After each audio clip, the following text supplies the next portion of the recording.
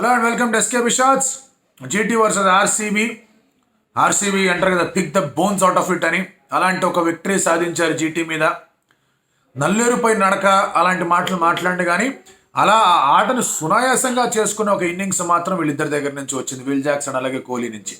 But where it went wrong, Gujarat Titans ఎందుకు ఇలా సతికిలబడ్డారు అనే దాని గురించి మనం మాట్లాడుకుందాం ఈ వీడియోలో. So let's get start.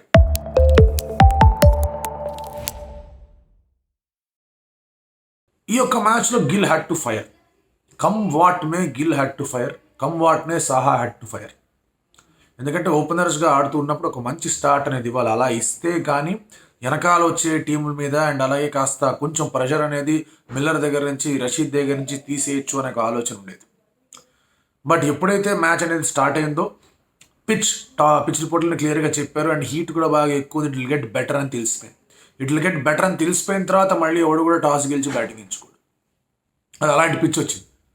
So మళ్ళీ అలాంటి పిచ్చే రావడంతో ఇంకా టాస్ అనేది జీటీ వైపు పడలేదు. అక్కడ ఒక పెద్ద ప్రాబ్లం అనేది అయ్యింది. తను కూడా చెప్పాడు, we wanted to bat first, అది ఇది అని చెప్పాడు. దట్స్ డిఫరెంట్ స్టోరీ, అది పక్కన పెట్టండి. ఇంకా బట్ బ్యాటింగ్ చేసినప్పుడు they are not able to get going.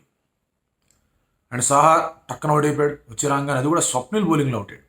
అది ఇన్స్పైర్డ్ మూవ్ ఇది. స్వప్నిల్ అనేది ఆర్సీబీ పుల్ ఆఫ్ చేసింది. లాస్ట్ టైం ఎస్ఆర్హెచ్కి అగేన్స్గా కూడా ఒకే ఓవర్లో 2 వికెట్లు తీయడం, అతను ఇక్కడ కూడా సాహా వికెట్ తీయడం, 3 ఓవర్లో అతను 10 runs కన్నా తక్కువ ఇవ్వడం, వికెట్ తీయడం అనేది ఫ్రమ్ ఒక ఇంపాక్ట్ ప్లేయర్ యాంగిల్లో ఎవరైతే ప్లేయర్ ఇంట్రొడ్యూస్ అవ్వబడ్డాడు ఆ ప్లేయర్ ఇలా ఇక్కడ మళ్ళీ బౌలింగ్లో కూడా వచ్చే కెన్ కాంట్రిబ్యూట్ అని చెప్పే విధానం ఏదైతే ఉందో అది అతని గ్రోత్కి చాలా ఇంపార్టెంట్. ఇప్పుడు టోటల్ ఫిగర్ అతను చూస్తే కనుక 3 వికెట్లు తీసాడు, 50 దాకా పరుగులు ఇచ్చాడు, పక్కన పెట్టండి. But he has given them 3 wickets ఈ 2 మ్యాచ్ల్లో. That's a very important story. అది మెచ్చుకోవాలి. అంటే విల్ జాక్స్ ఆడే ఆటకి వీళ్ళు ఆడే ఆటకి కొన్నిసార్లు కనిపించకపోవచ్చు మనకి, కానీ ఇటువంటి స్మాల్ కాంట్రిబ్యూషన్స్ కూడా గుర్తుపెట్టుకోవాలి.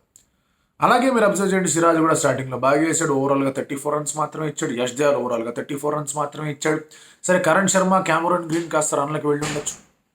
బట్ ఓవరాల్గా పిక్చర్ చూస్తే కనుక they were always ready to restrict Gujarat Titans. మధ్యలో Tamil Nadu pair of Sai Sudharsan and అలాగే షారూఖ్ ఖాన్ ఆడకుండా ఉండుంటే ఈ స్కోర్ వచ్చేదని డౌట్లు వచ్చాయి. బట్ వాళ్ళిద్దరూ చాలా బాగా ఆడారు, పొగడాలి వాళ్ళు. షారూఖ్ ఖాన్కి ఒక రెస్పాన్సిబిలిటీ ఇచ్చారు, బాస్ కింద కాదు ఫినిష్ కాదు పోయి ఆడి చూపి అన్నారు.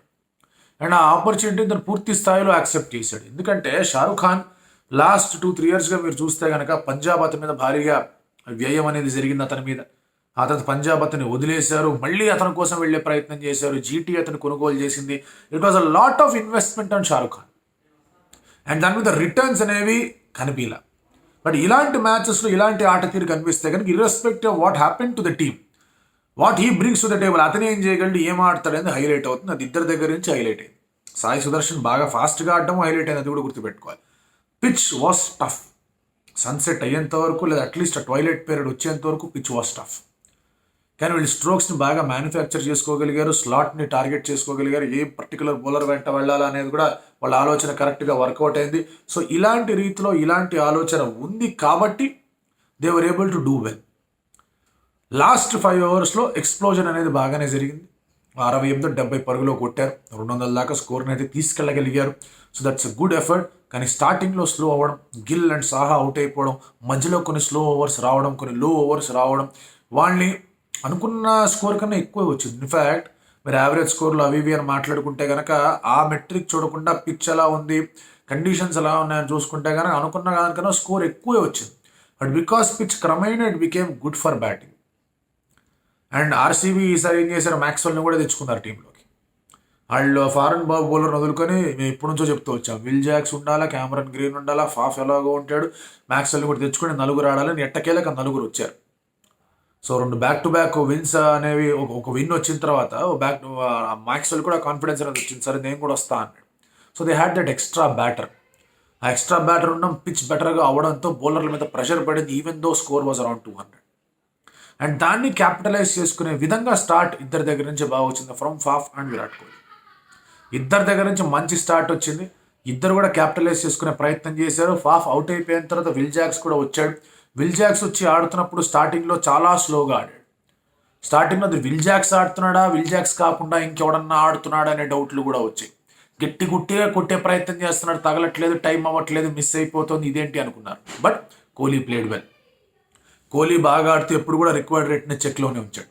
విల్ జాక్స్ అక్కడ స్ట్రగుల్ అవుతున్న Kohli was comfortably going around 165, 170. అది చాలు. 9.5, 10 runs per over రన్ రేట్తో వెళ్తూ ఉన్నాడు, మెయింటైన్ చేస్తూ వచ్చాడు. ఎక్కడొక్కడ ఎక్స్ప్లోర్ అవ్వచ్చు అని ఆలోచించాడు. వెనకాల మ్యాక్స్వెల్ ఉన్నాడు, క్యామరన్ గ్రీన్ ఉన్నాడు, రజత్ పట్టిదార్ ఉన్నాడు కాబట్టి షార్ట్గా రిక్వైర్డ్ రేట్ని 10 దాటనివ్వకుండా ప్రయత్నం చేశాడు. వర్కౌట్ కూడా అయింది. ఇన్ఫ్యాక్ట్ పవర్ ప్లే తర్వాత కూడా కాసంత వరకు అక్కడ కొంచెం స్ట్రగుల్ అవుతున్నాడు ఆ విల్ జాక్స్ అనే ఆలోచన. Kohli did play well.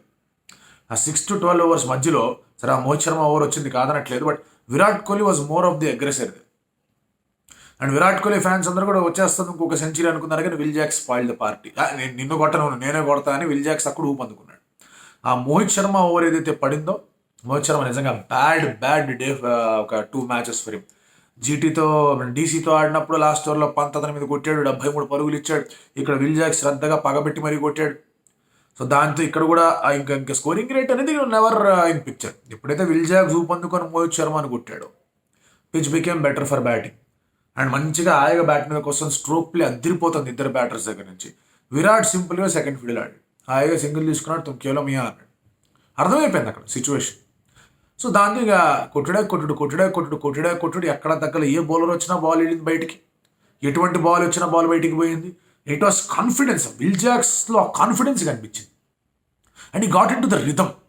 ఎప్పుడైతే స్లోగా ఆడుతున్నప్పుడు లేదు కొంచెం టైం తీసుకుందాం, ఒక్కొక్క 2-3 బాల్ సరిగ్గా మీట్ ఆఫ్ ద బ్యాట్కి తగిలితే చాలు అని ఎప్పుడైతే అనుకున్నాడో, ఎప్పుడైతే అది జరిగిందో విల్ జాక్స్ని ఆపడం కష్టమైంది. కోహ్లీ అక్కడే ఉన్నాడు. కోహ్లీ పెద్దగా కదల ఆ స్కోర్ అనేది, ఎందుకంటే స్ట్రైక్ అంతా విల్ జాక్సే పెట్టుకున్నాడు. 41 balls 100 కొట్టాడు.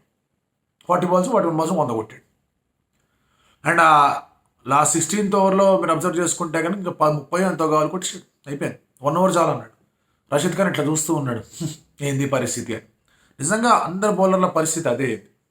అండ్ మీరు అబ్జర్వ్ చేయండి, ఈ ఫాస్టెస్ట్ సెంచురీస్ లిస్ట్లో ఇండియన్ లేడు. ట్రావిస్ హెడ్ ఉన్నాడు, జానీ బెయిర్స్టో ఉన్నాడు, విల్ జాక్స్ వచ్చాడు, తర్వాత Jos Buttler was also there అనుకుంటా, ఐఎమ్ నాట్ ష్యూర్. వాడు ఒక ఇండియన్ అనేది ఆ లిస్ట్లో కనిపించట్లా. And that is the difference. ఈ మోడర్న్ డే గేమ్ని వాళ్ళు ఎలా ముందుకు తీసుకెళ్తున్నారు అండ్ మనం ఎందుకు అక్కడ దాకా వెళ్ళలేకపోతున్నాం అనే దానికి ఈ యొక్క స్టాట్ అనేది ఒక ఉదాహరణ. But that doesn't mean we are doing bad. మనకంటూ మన స్ట్రెంగ్స్ ఉన్నాయి, దానికి తగ్గట్టుగా మనం ఆడుతూ ఉన్నాం కాదనట్లేదు. We still challenge many good teams. But ఆ మోడర్న్ గేమ్ చేంజ్ అనేది ఏదైతే ఉందో, ఒక ఎర్లీ అడాప్టర్స్గా మనం లేం. అది విరాట్ కోహ్లీ పోస్ట్ మ్యాచ్ ప్రజెంటేషన్లో చాలా క్లియర్గా కనిపించింది.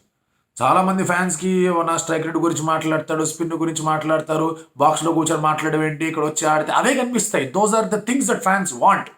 బట్ నిజంగా క్రికెట్ ప్రేమికులు పట్టుకునే మాట ఏంటో తెలుసా, నేను 19th ఓవర్ దాకా మ్యాచ్ వెళ్తుందేమోలే, ఫినిష్ చేసేయచ్చు అనుకున్నాను, విల్ జాక్స్ వచ్చి 16వ ఓవర్లో ఫినిష్ చేశాడు అన్నాడు. అది కాట్ మై అటెన్షన్. ఇవి bodied the commentators, bodied the journalist. ఇక ట్రాఫీ రాలే, ఇంకా ఎన్ని బాడీలు చేసినా పెద్ద సంబంధం లేదు. Point is not bodying them, point is having the eye for the game.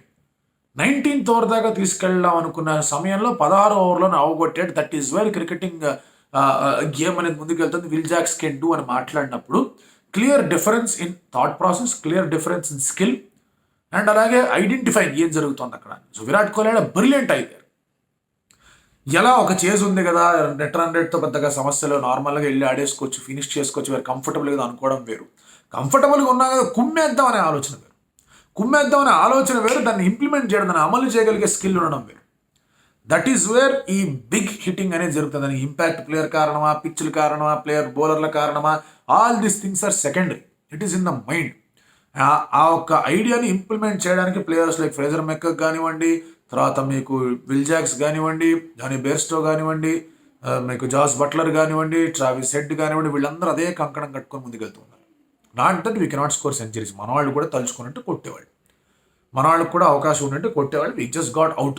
కొన్ని ఫాస్ట్ ఇన్నింగ్స్లో మన వాళ్ళు కూడా అవుట్ అయిపోయారు. But we're still driving the game forward. But ఇది థాట్ ప్రాసెస్. ఇలా వెళ్తుంది ఆ గేమ్, ఇలా వెళ్తుంది. కరెక్టే, సిచ్యువేషన్స్ విల్ బి డిఫరెంట్. ప్రతిదీ ఐపీఎల్ కాదు. వరల్డ్ కప్కి వచ్చేసరికి యూనిట్ ఎక్స్పీరియన్స్, మీకు సత్తాతో పాటు అక్కడ ఆ సత్తా చాటగలిగే సమయంలో చాటాలి అని ఒక ఆలోచనతో పాటు ఒక అనుభవం కూడా ఉండాలి. అలాగే సిచ్యువేషన్స్ని బాగా గేజ్ చేసుకునే ఒక ఆలోచన, ఒక ప్రజ్ఞగా ఉండాలి. అవన్నీ important. IPL is different, world tournament is different. అందుకే ఇండియా ఇస్ డన్ వెల్. T20లో మనమే అంత చండాలగేం పర్ఫామ్ చేయాలి ఒక వరల్డ్ కప్ మినహాయించి. ఆఫ్టర్ ఐపీఎల్ కిక్ ఆఫ్ అయిన తర్వాత పూర్తి స్థాయిలో ఫస్ట్ 3 సీజన్లు పక్కన పెట్టండి. 2012 నుంచి 12లో మనం ఒక మ్యాచ్తో పోయాం. But 14, 16 and 22 we did well. ఆ ఫైనల్ దానికి ఎందుకు క్లియర్ అయిపోయిందో, ఒకరోజు ఒకసారి మన వాళ్ళు బౌలింగ్లో మనం అంతగా డిఫరెంట్ షాట్స్ రాలేదు, కొన్నిసార్లు డిఫరెంట్ షాట్స్ వచ్చినప్పుడు గేల్, లెండిల్స్, మన మార్లన్ శామ్యుల్స్, లెండిల్ సిమన్స్ ఆ విధంగా ఆడేశారు. ఆ తర్వాత ఏం జరిగిందో మన అందరికీ తెలుసు. So somewhere that push towards that maximisation అనేది రాదు. అది విల్ జాక్స్ ఇన్నింగ్స్ ద్వారా విరాట్ కోహ్లీ దాన్ని మెన్షన్ చేయడం అనేది it is a good sign that వీళ్ళు కూడా దాని గురించి ప్రయత్నం చేస్తారు, దాన్ని అలాగే ఆడతారని. మసిల్ మెమరీ అవన్నీ మంచి మాటలే కాదనట్లా, అవన్నీ కూడా చాలా కరెక్ట్గా మాట్లాడాడు. బట్ ఆ ఒక్కటే చూసుకొని దాన్ని హైలైట్ చేసుకొని జర్నలిస్టులో, కామెంటేటర్లో అనుకుంటే పెద్దగా ఎవరికి ఏం ఫరక్ పడదు. ద ఫరక్ that you have to identify there is this. దాన్ని ఈ రోహిత్ శర్మ కానీ, కేఎల్ రాహుల్ కానీ, సంజు శాంసన్ కానీ, రిషబ్ పంత్ కానీ, వీళ్ళందరూ విరాట్ కోహ్లీతో సహా వీళ్ళందరూ ఎట్లా ఇంప్లిమెంట్ చేసుకుంటారనేది చాలా important. So RCB definitely spoil party అనేది ఒక ఎయిమ్గా పెట్టుకున్నట్టున్నారు. చాలామంది పార్టీలను స్పాయిల్ చేద్దామని ఒక కంకణం కట్టుకున్నట్టున్నారు. స్టిల్ 14తో మీరు ఏమన్నా రీచ్ అయిపోతారా ప్లే ఆఫ్స్కి అనే ఆలోచనలు ఉండొచ్చు. Very very tough, very very tough. Play offs రాగానే ఆలోచించుకోండి. So let us see how things go.